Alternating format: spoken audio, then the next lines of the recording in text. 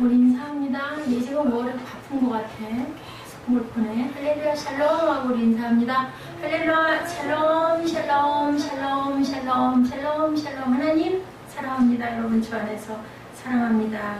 새로움에 대한 이야기죠. 그래서 고린도후서 5장 17절에 나오죠. 누구든지 그리스도 안에 있으면 무슨 피조물? 새로운 피조물이라. 이전 것은 지나갔으니 보라 새 것이 되었다. 이 말씀은 너무 우리가 애송하는 그런 귀한 구절이기도 합니다.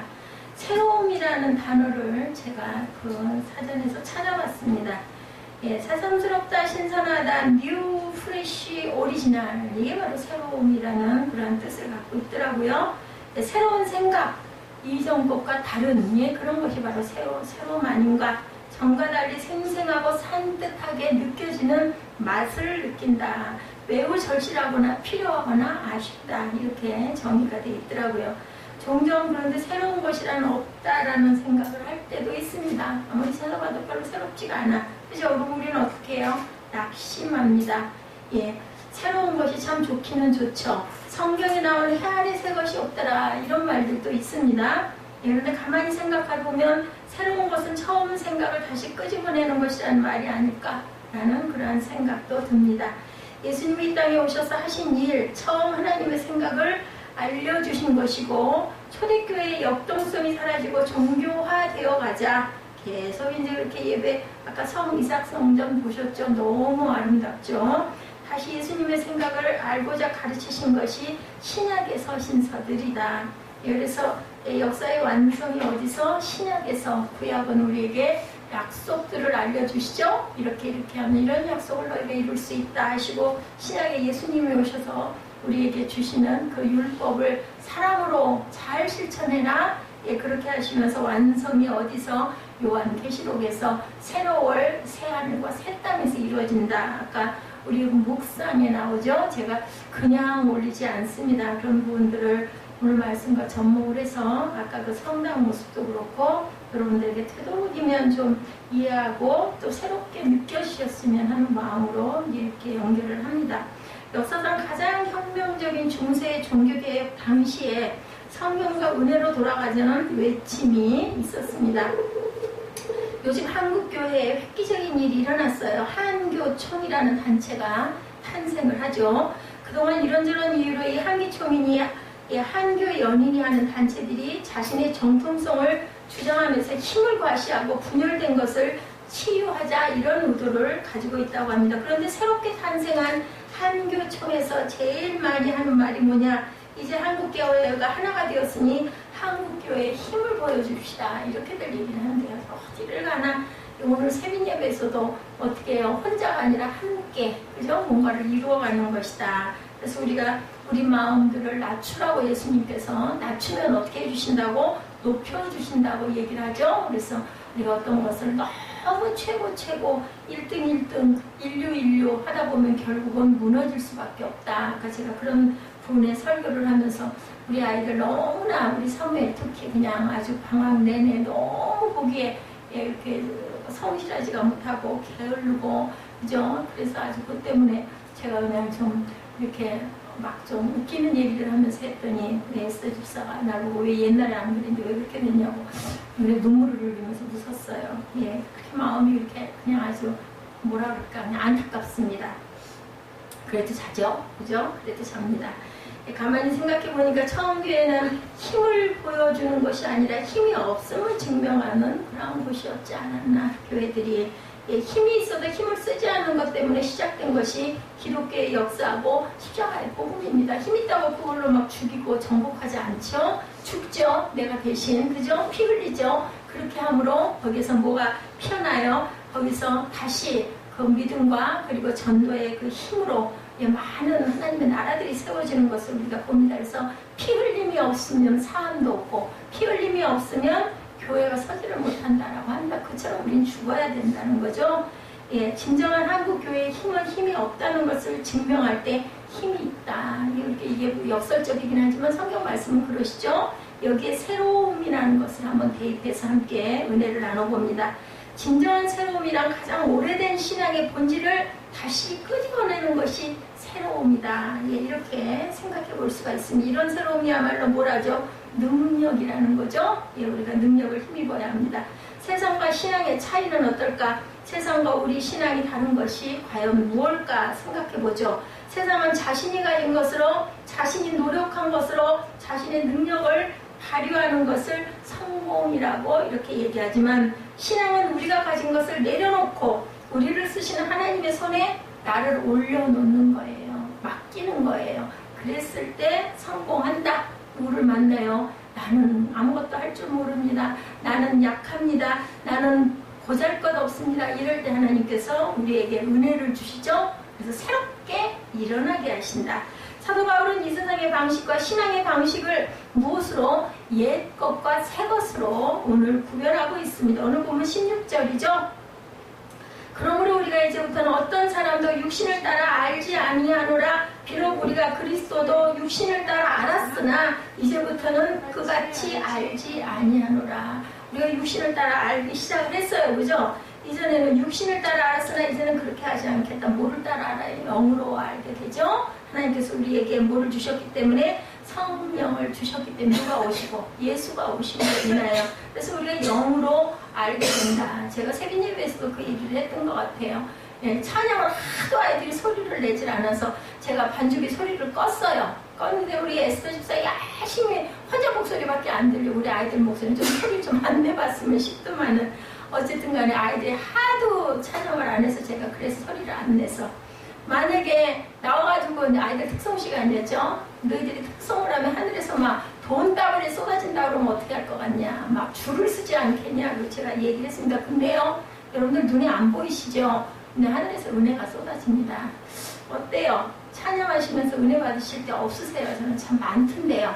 안 불러도 듣기만 해도 가사에서도 은혜가 오고 곡조에서도 은혜가 오고. 여러분들 옛날에는 어떻게 준비 찬송 이렇게 했어요, 교회들마다. 근데 지금 어때요? 찬양과 경배 시간 이렇게 얘기합니다.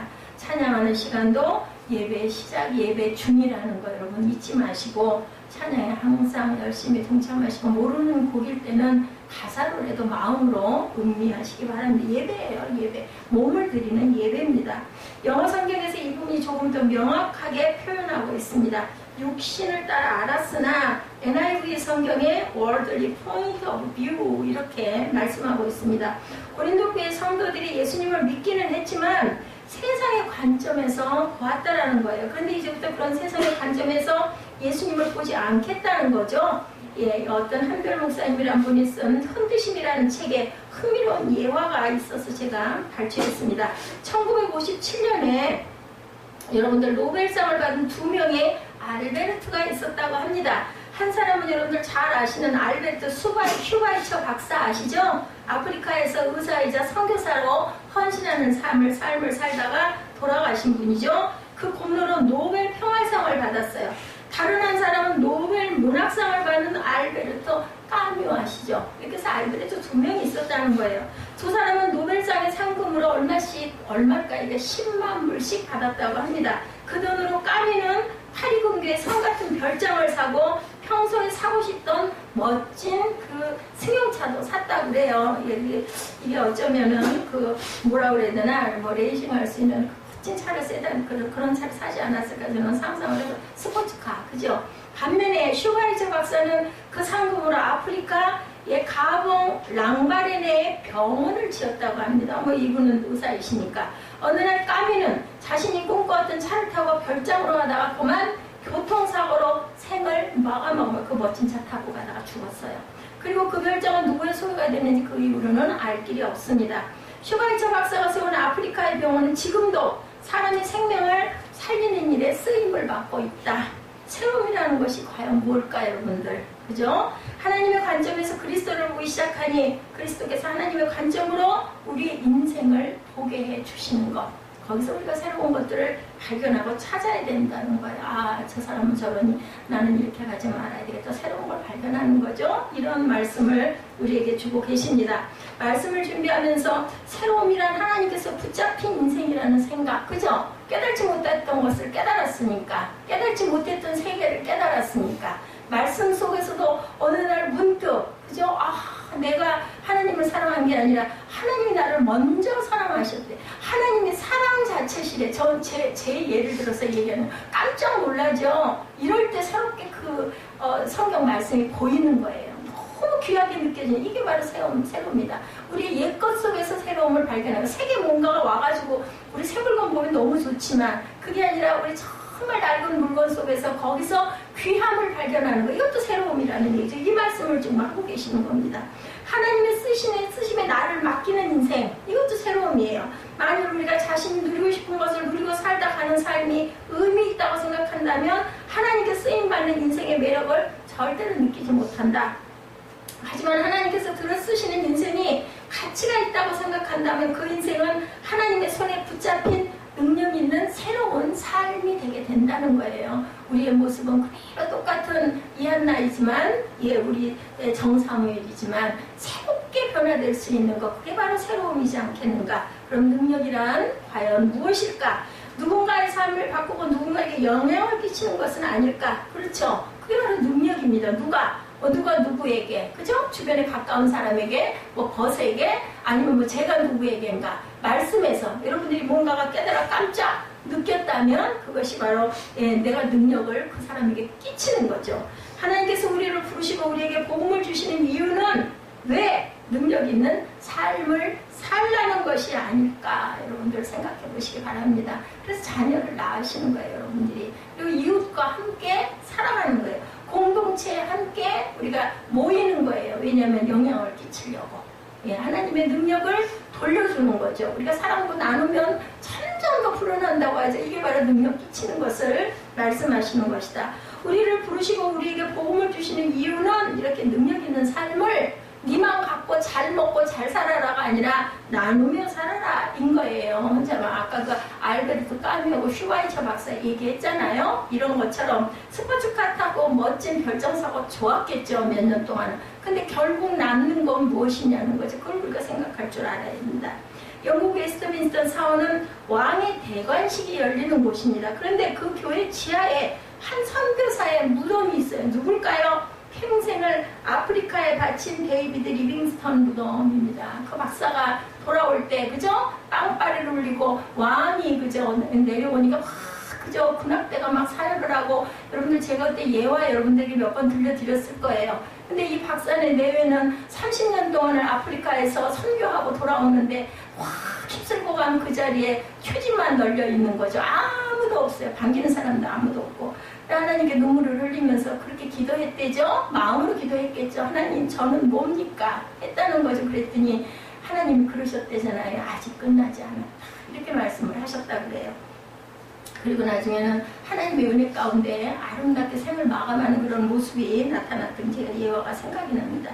그가 아프리카에서 죽었을 때 의뢰는 그의 시신을 영국으로 송환하기를 결의합니다. 아프리카에 돌아갔는데, 그런데 아프리카에서 33년을 살았던 곳이기 때문에 그곳에 있는 사람들은 그를 그곳에서 장사 지내기를 원해. 양쪽에서 이제 서로 그 시신을 아프리카에 둬야 된다. 33년이나 살았으니까 뭐 거의 그저 제2의 고향이나 마찬가지. 영국에서는 영국에 우리 이 사람 영국 사람 이거 영국에 데려다가 안장을 해야 된다. 이랬다면 결국 두 국가는 결론을 내립니다. 아프리카에는 리빙스턴 선교사의 신장을 남기고, 그리고 영국에서는 리빙스턴의 시신을 보낸다. 이렇게 했다는 거예요. 신장이 뭐겠어요? 얼마나 그려 선교를 많이 했냐는 거죠. 리빙스턴에게는 잘 알려지지 않은 형이 있어요. 형님. 그는 캐나다에서 아주 성공한 사업가로 살았던 사람인데 그의 무덤에는 이렇게 적혀 있다고 합니다. 아프리카 선교사 리빙스턴 형의 무덤. 이렇게 명패가 적혀 있대요.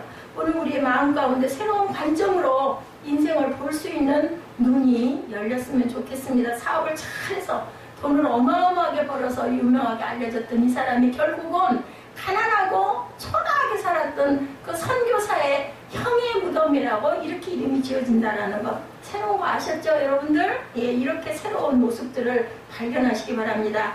새로운 것이 모두 좋다는 게 아니죠. 새로운 관점으로 볼 수 있다는 것이 바로 능력이라는 얘기예요. 제가 여러분에게 전해드리는 건 김근대 씨가 쓴 끌리는 컨셉의 법칙이라는 책에 보면 이런 이야기가 나옵니다.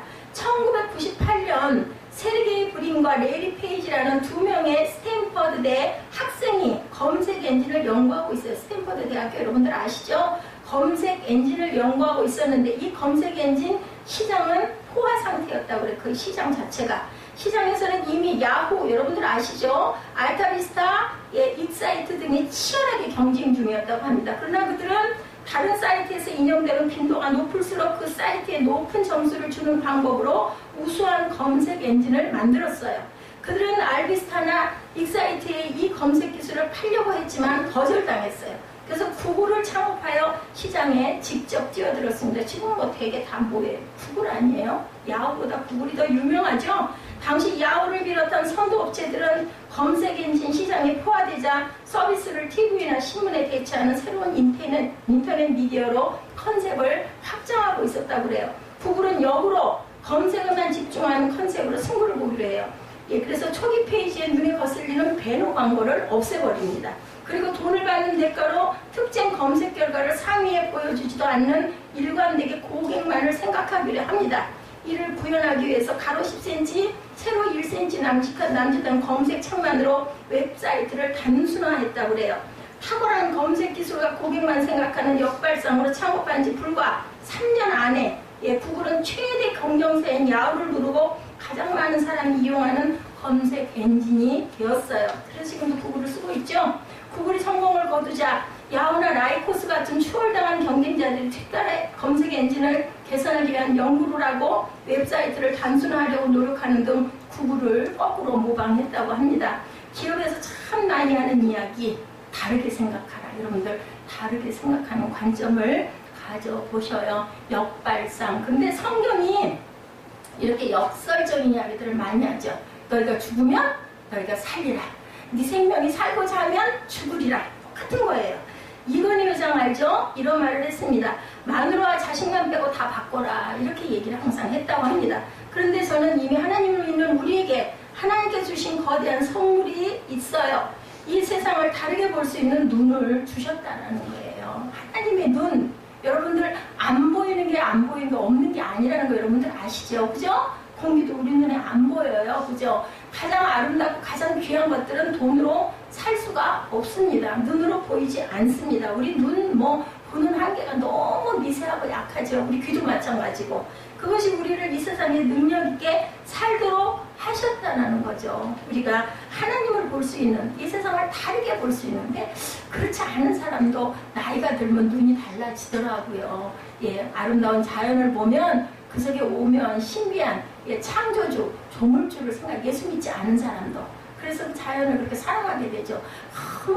인조적으로 만든 거 이런 거 막 번쩍번쩍 아름다운 거 너무 좋은데 저 같은 경우도 근데 나이가 들면 들수록 산, 바다, 공기, 바람, 가을, 단풍 이런 거 보면 너무 아름답게 보이는데 그게 하나님의 눈이 조금씩 열리는 건 아닐까. 거기에다가 하나님의 은혜를 주셔서 제가 하나님을 알게 되고 뭐를 보든 하다못해 드라마를 보더라도 거기서는 하나님의 음성을 듣습니다. 하나님이 나에게 이걸 통해서 치료하라고 이러고 이걸 통해서 더 풍성해지라고 이걸 통해서 마음의 기쁨과 사랑이 넘치라고 이런 것들을 절대로 그런 거 가까이 안 갔었거든요. 10년이 넘었죠. 아무것도 몰라요. 저는 그래서. 그런데 요즘 가끔 근데 또 문제는 뭐냐, 그걸 막 이것저것 많이 보면 얼마나 좋겠어. 못 봐요. 그게 볼 수 있는 게 딱 정해져 있어가지고 지금도 봤던 거를 한 10번도 더 본 게 있어요. 그래도 또 그 속에서 어떤 짧은 구절 속에서 하나님의 은혜를 느끼고 내 마음이 치유가 되는 것을 제가 경험을 합니다. 이것도 하나님의 은혜다. 저는 그렇게. 이게 바로 새로운 거죠. 옛날 같으면 그냥 드라마로 재밌게 그냥 보고 웃고 넘어갔을 것들이 제게는 깊은 울림이 와요. 근데 아무거나는 안 되더라고요. 아무거나는. 무엇이 새로움인가? 새벽에 일어나 말씀을 묵상하다 깨닫게 됐습니다. 세상적 관점이 아니라 이렇게 아까 말씀드린 하나님의 관점으로 세상을 보기 시작할 때 달라지는 것이 있는데 바로 그것이 화목이다. 18절에 나타나죠. 모든 것이 하나님께로 났으며 그가 그리스도로 말미암아 우리를 자기와 뭐하게 하시고 화목하게 하시고 또 우리에게 화목하게 하신 뭐를 주셨으니 직분을 주셨으니 저는 너무 감사하더라고요. 제가 어제 병원 다녀왔잖아요. 그러면서도 감사한 거, 아이고 무너져도 잘 무너지게 해주시는 하나님. 그건 어쩔 수 없잖아요. 제가 조심하지 않았기 때문에 너무 그런 부분에 주의하지 않고 관리하지 않았기 때문에 무너질 수밖에 없었던 거겠죠. 그래서 디스크가 하나도 없이 다 주저앉았는데 그냥 얌전하게 주저앉은 거예요. 잘못 주저앉으면 저희 보고 그 MRI 그 그림을 보니까 그러니까 튀어나오고 삐뚤어지고 막 이래가지고 그 신경을 찌르는 수가 있는데 그냥 어쩌면 그렇게 이쁘게 그냥 그 많은 척추들이 그대로 딱 내려앉으니까 옆에 신경들을 건드리지 않아서 그런 부분 수술이나 이런 거 안 해도 걱정이 없으실 것입니다 라는 얘기를 듣고는 그냥 저는 할 말이 없어요. 하나님의 은혜네요. 그 말밖에는 안 나오는 거죠. 화목의 직분이라는 말 Ministry of Reconciliation이라고 표기가 되어 있어요. 찾아봤습니다. 제가 직분이라는 말보다 여러분들 사역이라는 말이 적절하죠. 그리스도 안에서 하나님의 관전이 작용할 때 뭐가 일어나? 화목이 일어난다는 거. 화목이 일어난다. 그죠? 하나님의 은혜로 우리가 화목하게 되고 하나님의 은혜로 우리가 범사에 잘 되게 되고 하나님의 은혜로 우리가 하나님의 기쁨을 우리가 체험하게 된다는 겁니다. 그럼 두 가지 차원의 화목. 하나는 그리스도로 말미암아 하나님과 화목하게 하셨고 우리에게 화목하게 하는 사역을 맡기셨다라는 거죠. 제 머릿속에 떠오른 한 분, 언젠가 그분의 간증 제가 전에 얘기했던 기억이 납니다. 1994년 7월 4일 예수를 영접하고 난 후 고민에 쌓인 어떤 분의 이야기입니다. 예수를 영접했지만 담배를 하루에 2갑, 소주를 매일 2병 그렇게 마셔도 직성이 풀리지 않는 어떤 분이 계셨어요. 최원일 성도님이라는 분인데 심각하게 자신의 문제를 생각하기 시작했다고 합니다. 예수 믿고 영접하고 나니까 좋기는 한데 담배와 술을 끊는다는 것이 인생이 끝나는 것 같은 뭔 재미로 살아. 왜 그런 얘기 많이 하잖아요. 이 성도의 고민은 이거였어요.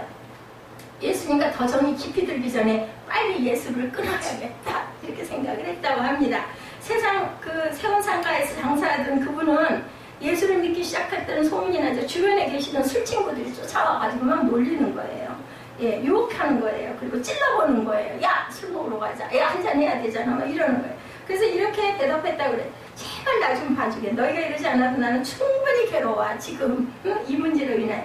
완전히 새로운 사람이 되면 내가 한 잔 살 테니까 나를 제발 괴롭히지 마. 이랬다고 하죠. 그리고 그분은 지금까지 술과 담배를 하지 않는 그러한 새로운 사람이 되었다고 합니다. 화목은 갈등이 사라진다는 것이 바로 화목이. 우리 마음에 갈등이 있으면 어때요? 절대로 화목하고 평강할 수가 없죠. 우리 생활 가운데 그 하루 가운데도 마찬가지예요. 예수를 믿는다는 것은 죄로 인해 하나님과 양립될 수 없었던 삶이 함께하기 시작하는 것. 무엇이 능력으로, 어떤 능력으로? 주님의 믿음의 능력으로 우리가 살아가는 거죠. 하나가 되는 거죠. 교회는 과연 어떤 것이어야 될까? 우리가 꿈꾸는 교회는 바로 이렇게 예수와 함께 화목하게 예배할 수 있는 그러한 곳, 그것이 바로 교회다. 예수 때문에 분명하게 변화가 일어나는 공동체여야 한다. 항상 똑같이 고정적으로여서는 안 돼요. 우리가 어떻게 하면 조금 더 하나님과 화목해지고 하나님과 기뻐하시고 하나님께 영광을 돌릴 수 있고 하나님께 또 그러므로 인하여 더 은혜 받을 수 있나, 이거를 계속 생각하고 혼자가 아니라 더불어 같이, 많지 않아도 어쩔 수 없죠. 그죠? 많으면 좋겠지만 우리가 하나가 되고 항상 이웃과 함께 하는 곳이 바로 교회 공동체가 돼야 된다. 꿈꾸는 교회는 바로 이런 교회죠. 하나 예수님이 기뻐하시는 교회입니다. 예수 때문에 분명하게 변화가 일어나는 공동체가 바로 하나님이 기뻐하시는 공동체, 화목한 공동체다. 예수님이 좋아서 정든다는 것이 추상적인 일이 아니라 우리 생활 가운데 결단을 요구하는 그러한 일들, 그것을 실천해 나가는 것. 아까 그 대표기도 하시는 분이 행하는 그러한 삶 속에서 행하는 그러한 삶이 되게 해주옵소서. 맞아요. 능력받고 말씀에 은혜 받고 나면 그걸 실천해 보는 거예요. 다 안 되더라도. 그죠? 하루 실천해보고 그 다음날 또 실천해보고 실천하면서 우리가 마음에 어떤 기쁨도 얻고 아유 내가 이렇게 오늘은 했네? 어떤 그런 마음. 그게 하루하루 쌓여가다 보면 믿음이 단단해지고 그게 그리스도화돼 가는 거죠. 주님의 형상을 닮아가는 겁니다. 우리가 누군가의 관계에 그죠? 소원해지거나 귀찮아하게 되거나 새로워지지 않거나 그 새로움을 잃어버려서는 안 된다는 거죠. 우리 생활 가운데. 사람은 나이가 들수록 새로운 사람과 만나고 교제하고 관계 맺고 새롭게 변화되기가 힘들어져요. 왜냐하면 그런 얘기 있죠. 80년을 살았는데 70년을 그렇게 살았는데 어떻게 고쳐? 이런 얘기가 있어요. 근데 그럴수록 고치도록 노력을 해야 되겠죠. 그래서 여러분들 나이가 좋은 거예요. 젊으실수록 20대가 좋은 거고 10대가 좋은 거고 40대가 좋은 겁니다. 60대보다 70대도 왜 고칠 수 있는 확률이 더 가깝기 때문에. 그래서 우리가 그런 말 있죠. 3살 벌어도 여든 간다고 합니다. 어린 나이 때 예배도 마찬가지고 생활도 마찬가지고, 아까 제가 요즘에는 가끔 그 음식에 대한 것들을 계속 올려서 여러분들 함께 봅니다. 뭐 많지만 그래도 함께, 그죠? 내가 혼자 보는 것보다는 함께 공유하고 보고 싶어서 봅니다. 아, 좋지 않은 거 보면서, 아, 그래. 제가 요즘에 그래, 아, 라면, 아, 이거 먹으면 또 내 뱃속에 이런 게 많이 쌓여있으면 좋지 않은 것들이 많다는데 그냥 꿀꺽 참고 그 대신에 그냥 국수, 그거 삶아가지고 그냥 국물 그냥 좀 심심하게 만들어가지고 먹어야지. 이런 마음들이 자꾸 생기더라고요. 건강에 좋지 않다니까. 밤에 아까도 거기도 나왔지만 아유 좀 뭔가 배가 고파, 뭐가 먹고 싶어 해도 그냥 아유 뱃속에다 잔뜩 담고 자면서 좋을 일 뭐 있어, 그냥 좀 자자. 그러면 아침에 또 이제 달잖아요. 뭘 먹을 때. 그리고 또 귀하잖아요. 음식이. 이런 마음으로 우리가 하나씩 조금씩 노력 안 해서 될 일은 하나도 없어요. 새로움을 느끼면서 알았으면, 깨달았으면 조금씩 실천해 보는 겁니다. 사람을 위해 기도하는 것도 마찬가지죠. 누군가의 아픔을 함께 느끼고자 하는 열망이 일어나면서도 기도하면서 우리가 또 깨달죠. 그냥 마음으로 아유 그분이 아프시다는데 마음 생각합니다. 근데 그것보다도 입술로 고백해서 기도하다 보면 마음에, 그죠? 안쓰러움도 또 정말 기도하는 마음도 또 그 마음에 그 바라는 소망도 더 생기는 거예요. 우리 입술에 고백드린 거죠. 러시아에 아까 여러분들 보셨죠? 상트페테르부르크에 있는 화려한 궁전과 아름다운 정원 안 나왔었죠? 정원도 있다고 합니다. 근데 그 정원 앞에는 2명의 그 병사가 항상 경비를 서고 있대요. 어느 날 외지에서 부임한 궁전의 경호대장이 병사들에게 묻습니다. 제가 그래서 이 상테르베르크 부르크 그 성전을 찾은 거예요. 화려한 궁전. 조금 그 단어가 바르게 안 같더라도 가만히 계세요. 저 병사들이 왜 항상 정원을 지키고 있는지 이유를 아는가? 그랬더니 그 이유를 아는 병사가 아무도 없었다고요. 이렇게 대답했, 모릅니다. 하지만 예전부터 늘 그랬습니다. 이렇게 대답을 하더랍니다. 경호대장은 병사들에게서 답을 못 얻고는 이유를 알기 위해 마을에 찾아갔습니다. 그리고 마침 한 노인을 만나고 노인에게 물어봐요. 나이가 많이 드셨으니까 아시지 않을까 싶어서 이렇게 말을 하더래. 그 노인이, 제가 우리 아버지에게 들은 바로는 새로 페인트 칠을 한 의자에 사람들이 앉지 못하도록 병사들을 시켜서 지키게 했다고 합니다. 이렇게 대답을 하더래요. 아주 오래된 일이라고 들었습니다. 이 할아버지도 아주 오래된 일이라고 아버지에게 들었다고 얘기를 하더는 거죠. 궁전으로 돌아온 경호대장이 그 이야기를 듣고 문서를 뒤집어 봤어요. 그 내역이 있는 문서를 봤더니 역시 그 의자에 앉은 사람들의 옷을 버리지 않도록 경호를 서도록 했던 것이 맞더라는 거죠. 근데 놀라운 일은요, 그 경호를 시작한 것이 200년이 넘었대요. 200년. 그때 그 페인트 칠한 의자에 앉지 못하도록 사람을 병사 2명을 세우던 걸 200년 동안을 끈끈하게 그렇게 세워왔다라는 거죠. 개인을 얽매이는 것이 습관이죠. 그죠? 공동체를 묶고 있는 것은 전통이라고 얘기를 합니다. 전통과 습관이 잘못된 것이 아니라 새로운 피조물이 되는 것을 방해하고 있다면 끊어야 되겠죠. 예수께서 이 땅에 오셔서 복음을 전하면서 하나님의 뜻을 알리기를 원하시죠. 그런데 하나님의 뜻을 방해하는 사람이 있었죠. 우리 성경에 나오죠. 내용을 잊어버리고 뭐에 형식에 젖어 있는 전통 수호자들, 율법을 중요시했던 그 유대인들, 그죠? 그 사람들로 인해서 이후에서 예수님이 돌아가셨죠. 그들은 율법이라는 이름으로 살았던 거예요. 중요한 것은 하나님께서 율법을 주신 이유를 잊고 그 율법을 지키기 위해 살았다. 아까 그 의자 얘기했죠? 페인트 칠한 거 그거 못 앉게 하려고 경비병 2명 세우는데 언제까지 했다고 200년 동안 계속 해왔다는 거죠. 고치지를 못하고 그냥 그대로 모르고 무슨 뜻인지도 모르고 계속 경비를 섰다라는 거죠. 새로움이라는 것은 우리에게 주어지는 환경적 변화가 아니고요. 우리의 삶에서 새롭게 신앙적 결단이 일어나는 것이 바로 새로움이라는 거. 아까도 제가 말씀드렸죠. 끊임없이 하나님과의 관계 속에서 신앙적인 물음을 던지는 것. 신앙적인 물음을 던져야 신앙적 결단을 할 수 있다는 거죠. 나는 왜 이 길을 가고 있나? 나는 왜 이렇게 살고 있나? 나는 왜 예수를 믿나? 나는 왜 예배를 드렸나? 나는 왜 이렇게 오늘 아침에 오늘 하루를 이렇게 살았나? 이런 거를 물어보시라는 거예요. 자신 스스로에게. 야고보 사도가 야고보서 1장 2절에서 4절에 흥미로운 이야기를 합니다. 야고보서 1장 2절에서 4절 봅니다. 내 형제들아, 너희가 여러 가지 시험을 당하거든 뭐라고요? 온전히 기쁘게 여기랍니다. 왜 시험 당하면 기쁘게 여겨요? 힘들어 죽겠는데, 그죠? 이는 너희 믿음의 시련이 뭐를 만들어내? 인내를 만들어내는 줄 너희가 압니다. 그래서 우리가 아이들이 자랄 때 어려운 일이 좀 있어도 스스로 헤치고 나가고 극복하고 나가는 게 옳아요. 제가 참 후회를 많이 합니다. 그런 거를 못하다 보니까는 점점 그런 거 보면 막 겁이 나는 거예요. 이건 또 어떻게 해야 돼? 이건 또 어떻게 해? 그러면 결국은 어떻게 되냐? 극복 못해요. 그리고 주저앉게 됩니다. 누가 도와주지 않으면. 그래서 인내를 온전히 이루면 이는 너희를 온전하고 고비하여 조금도 부족함이 없게 하려 함이라고 이렇게 얘기를 해요. 믿음의 시련이 인내를 만들어내는 줄 너희가 알아야 된다. 그 믿음의 시련들을 잘 극복하고 나면 그것으로 인하여서 우리가 온전해지고 또한 그 일들도 능히 극복할 수 있는 힘이 생긴다는 거죠.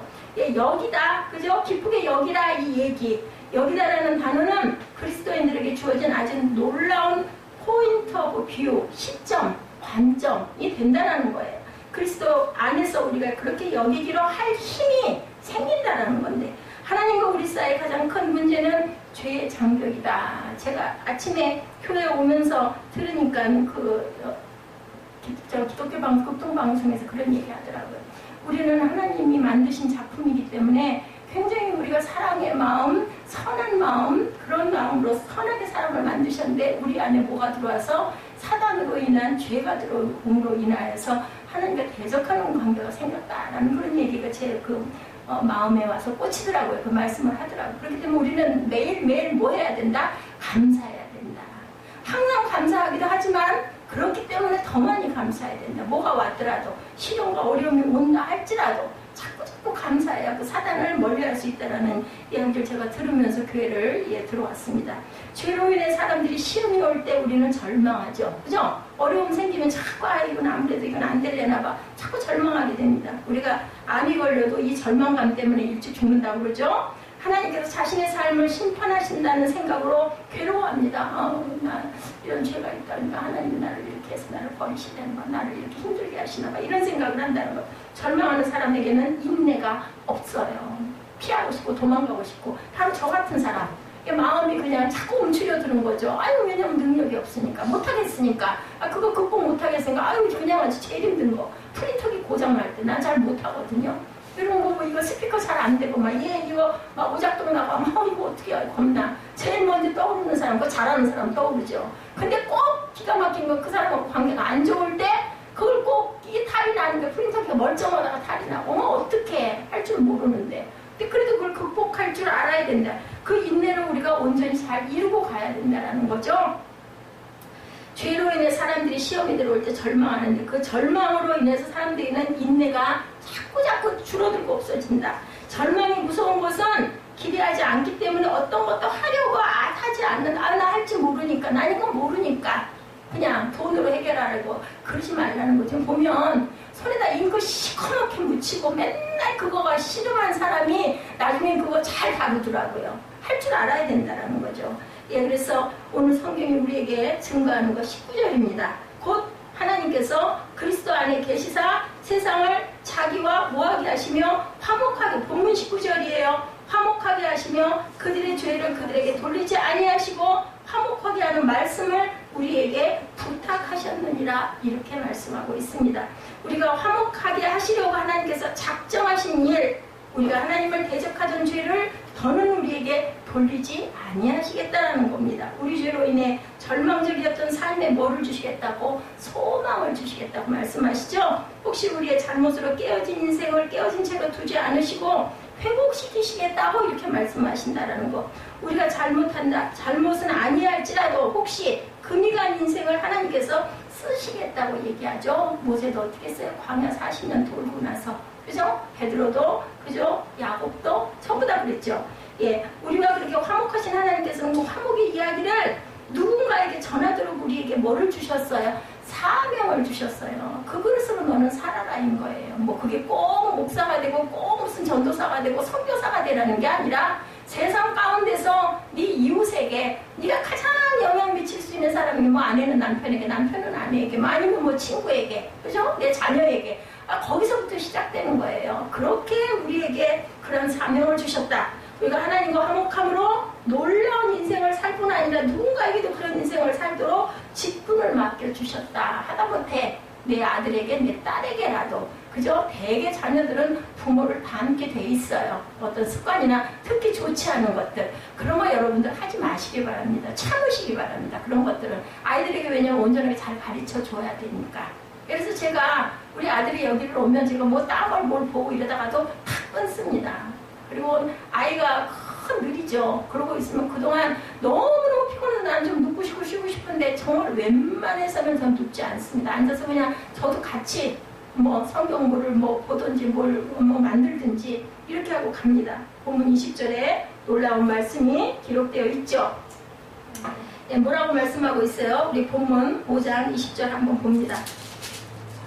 그러므로 우리가 그리스도를 대신하여 사신이 되어 하나님의 우리를 통하여 너희를 권면하신 것 같이 그리스도를 대신하여 간청하느니 너희는 하나님과 화목하라. 뭐가 되라고 그래요? 사신이 되래요. 여러분들 사신이 뭔지 알죠? 예, 우리 그 나라 옛날에 보면은 그 사신 어디로 보낸다, 뭐 청나라로 보낸다, 이런 사신이 우리가 되어야 한다라는 거죠. 그래서 너희들이 사신이 되어서 하나님이 우리를 통하여 너희를 권면하신 것 같이 그리스도를 대신해서 간청하는 너희는 하나님과 화목하라. 누가 얘기한 거? 야고보, 그 바울 사도가 얘기를 하는 거예요.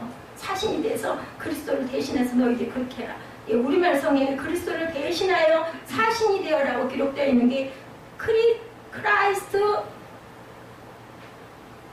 엠버세더로스라고 말합니다. 엠버서더. 참 많이 들었던 말씀이죠. 엠버서더로스라는 말이 사신, 그리스도의 임무를 부여받았다. 예, 외교관들은 임무를 수행하기 위해서 치유의 법권의 특권을 누리기도 합니다. 아마 그리스도의 사신이 되어서 우리가 삶을 살 때 죄의 권세가 우리를 억누르지 못할 것, 하나님 안에서 우리 인생을 보게 될 것이라고 얘기를 하는 거죠. 우리가 사신이 되었다는 것은 우리의 삶을 변명할 필요가 없다는 거예요. 왜냐하면 사신으로 뭔가를 어떤 뜻을 갖고 간 사람이 그걸 어기겠어요? 그대로 행하지 않겠느냐는 거죠.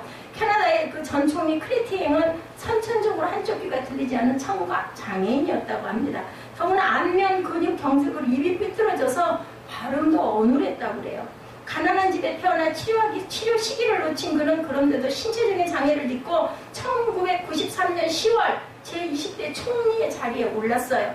총리 선거 유세 때 반대 세력의 사람들이 그의 신체적 약점을 들먹이며 비난했다고 합니다. 언어 장애가 있는 사람이 총리라니 어떻게 그런 사람이 총리가 될 수 있겠습니까? 이렇게 얘기를 했어요. 그랬는데도 이분은 전혀 동의하지 않고 단호한 어조로 이렇게 대답했다고 합니다. 그렇습니다. 제가 입이 삐뚤어져서 말은 잘하지 못합니다. 하지만 거짓말은 안 합니다. 우리 같으면 막 그저 상처받아가지고 탁 이렇게 될 텐데 큰 그릇들은 다르더라는 거죠. 아주 이렇게 다 유머로. 옛날에 그 누구의 에브람 링컨에게도 아버지가 구두쟁이였으니까 뭐 구두나 고치지 뭐 이러기 위한 거리고 했더라죠. 그래도 가져오십시오. 제가 배운 기술이 구두 수선입니다. 제가 고쳐드리겠습니다. 뭐 이렇게 이럴 줄 알아야 된다는 거죠. 사실은 직분의 능력이 있는 게 아니라 사역의 능력이 있어야 된다라는 겁니다. 직분을 속여 권력을 남용하는 사람은 그 직분을 박탈당하게 되는데 직분에 합당한 삶을 산다면 하나님께서는 계속해서 쓰시는 인생이 될 것이라는 것. 크리스찬이라면 하나님의 교회라면 주님이 들으셔도 부끄럽지 않게 말해야죠. 제가 목사님과 아주 친한 사람입니다. 저를 믿고 투자하십시오. 제가 교회 장로입니다. 저를 믿어도 됩니다. 이렇게 말할까요? 아니죠. 뭘 믿으라고 그러게? 하나님의 말씀을 믿으라고 이렇게 얘기해야 되겠죠. 교회의 직분과 하나님을 언급하며 맹세하는 자들의 말에 귀 기울여서는 안 된다는 거예요. 자기의 유익을 위하여 하나님의 이름을 욕되게 하는 것은 악행일 뿐이라는 거죠. 이것 때문에 얼마나 많은 교회가 무너졌는지 우리가 아주 셀 수 없이 많이 주변에서도 봅니다. 그래서 하나님의 이름과 직분을 언급하지 않아도 무조건 말을 믿을 수 있는 사람이 되어야 되겠다. 항상 하나님의 말씀 중심으로 우리가 돌아가야 됩니다. 자, 전적으로 개인적인 어떤 견해의 이야기들이 있는데 민주주의로서의 우리나라 역사가 길지 않죠. 그래서 해방 이후에 대통령이 별로 많지 않았습니다.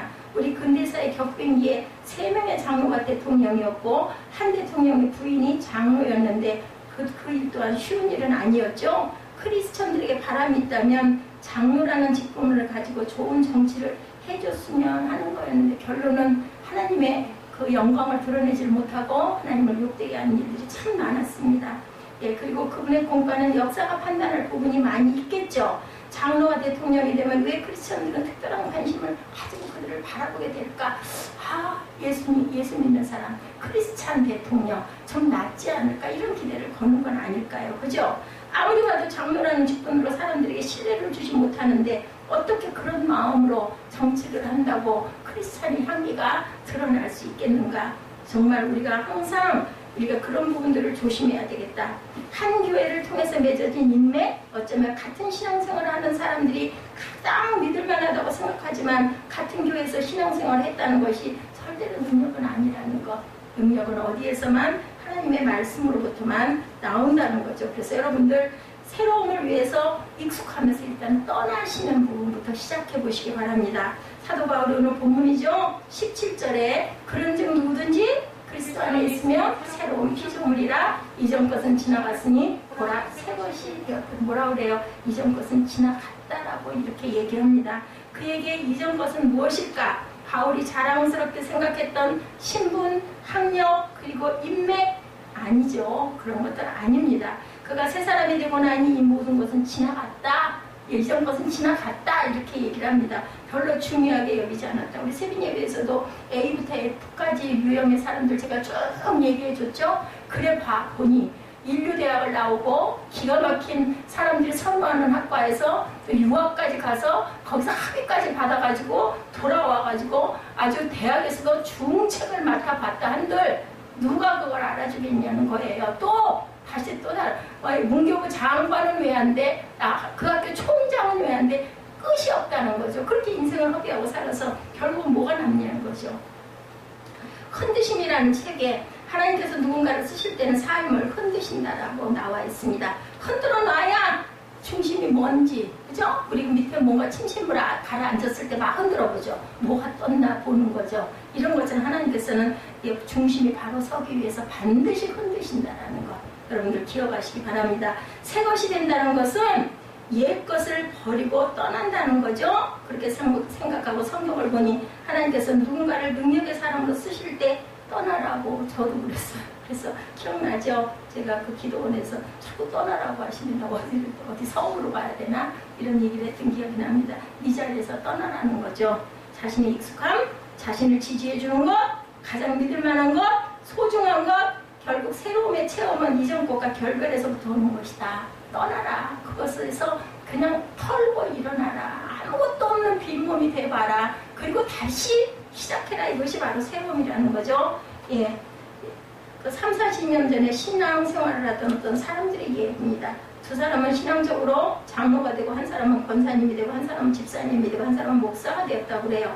세상에서는 의사, 교사 그리고 또 교수 그리고 공군, 소장, 사업가로 서로 만났다고 그럽니다. 옛날 이야기를 했대요. 서로가 기억하는 모습이 흥미로웠다고 합니다. 어떤 사람은 말이 많은 사람으로, 어떤 사람은 어려운 시절을 지냈던 사람으로, 그리고 어떤 분은 아주 당구를 기가 막히게 잘 치는 사람은 서로를 기억하고 있더랍니다. 중요한 것은 이전 것은 지나가고 다 지금 새로운 모습들이 되어 있다라는 거죠. 지금도 그때의 삶으로 만났다면 서로에게 부끄러울 것 같았다라는 생각을 했다는 겁니다. 이전에는 이랬는데, 이전은 이러이러이러한 사람들이었는데, 나는 정말 당구를 잘 치는 사람이었는데 지금 그걸 떠나서 새로운 모습, 목사가 되어 있었더라는 거죠. 그래서 또 바울이 하는 보라 새 것이 되었도다 라는 말이 우리 마음밭에 와 닿아야 되겠죠. 내 삶 속에 대한 신앙 고백으로 우리들이 보라 새 것이 되었도다, 누구에게든 이렇게 얘기할 수 있어야 된다. NIV 성경에 봤더니 이렇게 나와 있더라고요.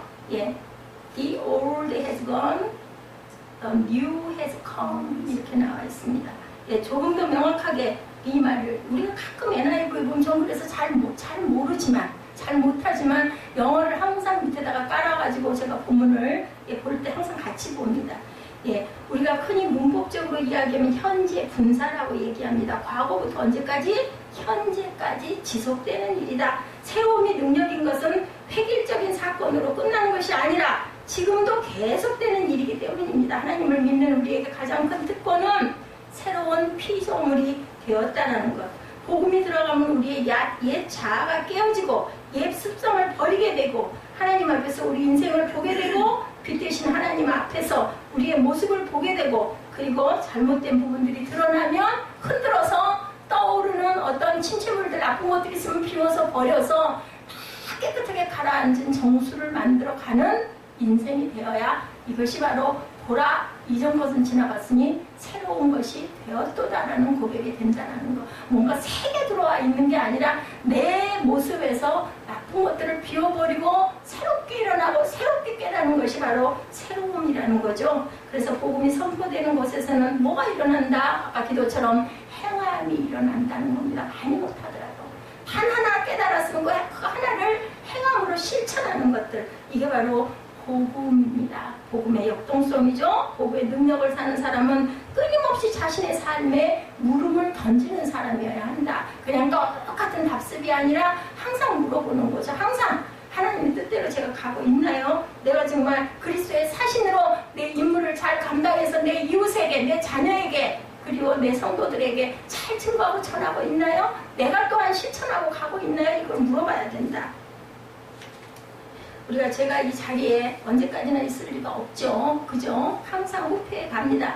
분명한 표징은 하나님께서 더는 쓰시지 않을 때 물러날 줄도 알아야 된다. 그런데 쓰시지 않는다는 표징이 가장 분명하게 드러날 때는 변하지 않을 때라는 생각을 우리 각자가 한 번쯤 해봐야 되겠다.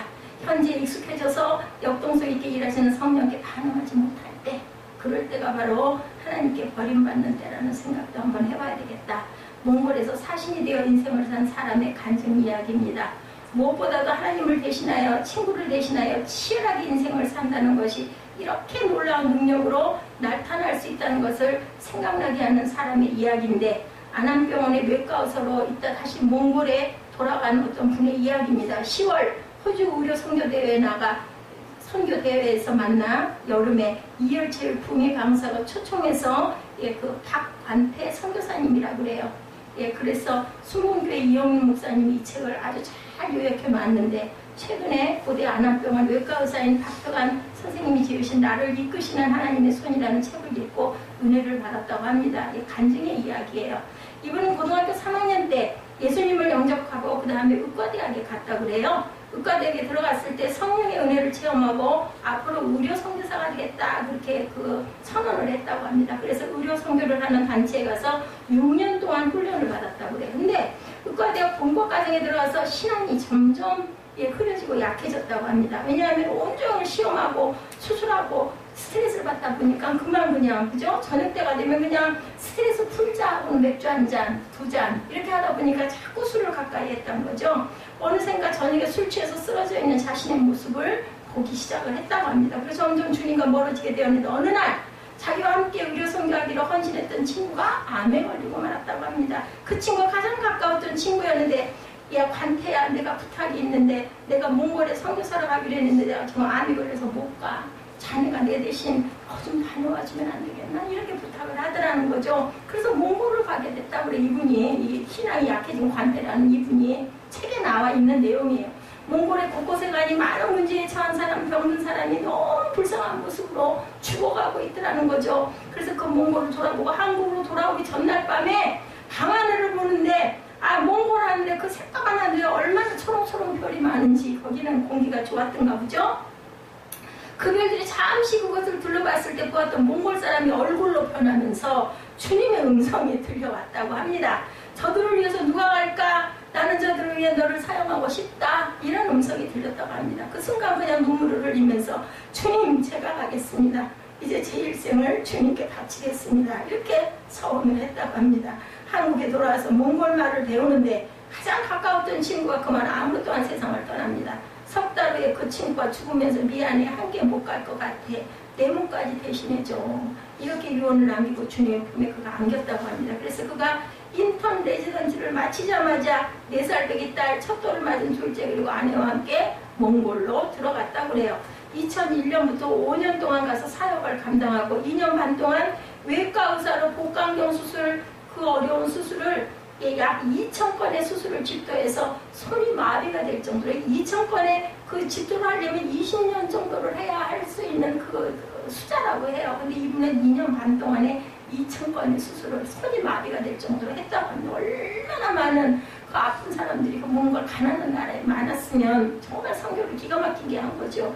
그리고 얼마나 넓어요, 몽골이. 말을 타고 10시간을 넘게 가서 그들의 병을 치료해주고 오고 늘 그랬다고 그래요. 그가 나가던 원주민교회에 어떤 선교사라는 분이 내가 한국에 안식년으로 가니 박관대 선생님 내 대신 목회 좀 하시오.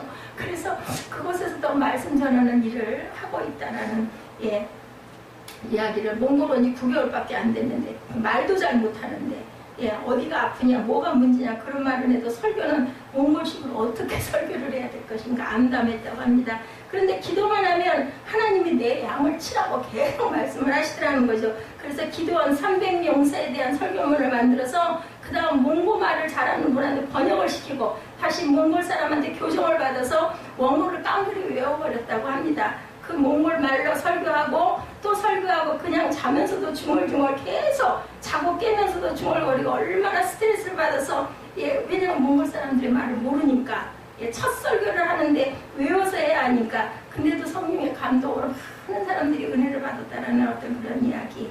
그래서 뭐예요? 우리가 마음에 원하면 그 모든 것들은 뜻이 이루어진다는 거죠. 언어 실력이 있어서 의사니까 똑똑해서 잘한다고 아닌 거예요. 그죠? 우리의 그 마음이 정말 귀하다는 것. 이것이 바로 성공 방정식이다.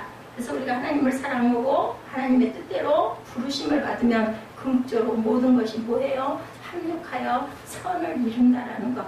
매일매일 새로움에 도전하는 인생, 그 도전에 대하여 매일 새롭게 응답하는 인생, 그리스도를 대신하여 사신이 되어서 살아가는 그러한 하나님의 부르심에 귀 기울일 줄 알고 그리고 항상 묻는 나는 과연 새롭게 변해가고 있는가를 질문하시고 능력을 받으시는 저와 여러분 되시기를 주님의 이름으로 축복합니다. 우리 부르심 곳에서 찬양하시고 축도로 예배를 마치도록 하겠습니다.